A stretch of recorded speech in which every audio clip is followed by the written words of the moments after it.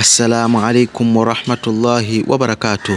Ndugu zangu vipenzi vya Allah subhanahu wa ta'ala, siku ya leo napenda kuwahusia pamoja na kuihusia nafsi yangu juu ya kumcha Allah subhanahu wa ta'ala na kushikamana na mafundisho ya kipenzi chetu mtume wetu Muhammad sallallahu alayhi wasallam. Ndugu zangu katika iman, napenda kuwakumbusha pia kauli yake mtume aliposema ana khatamun nabiyyin la nabiyya ba'di. Maana ya kauli hii ni kwamba mimi ndiye mwisho wa mitume, hakuna mtume yeyote baada yangu. Kupitia maneno haya mtume wetu alitufunulia kuwa ukamilifu wa dini umepatikana na alituonesha njia ya kuishi dini hiyo kwa matendo.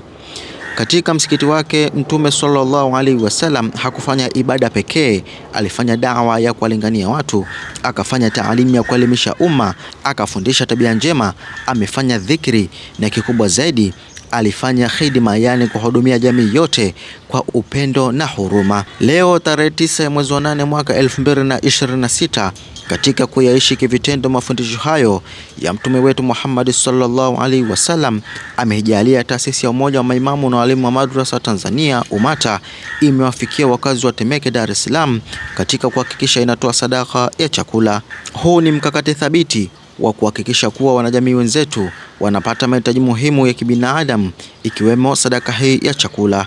Ndugu zangu katika iman, kile mnachokiona kikifanyika hapa siku ya leo sio tukio la mara moja tu, bali hizi ni jitihada endelevu za usiku na mchana zinazotekelezwa na taasisi ya umoja wa maimamu na walimu wa madrasa Tanzania chini ya mwenyekiti wake Sheikh Arif Suria pamoja na jopo zima la watendaji wake. Mlango wa heri upo wazi mbele yenu, mkono unaotoa ndio unaobarikiwa. Nawe una fursa kuwa sehemu ya thawabu hizi. Unaweza kuchangia sadaka yako kupitia nambari ya simu inayopita hapa chini. Wa hadha, assalamu alaikum wa rahmatullahi wa barakatuh.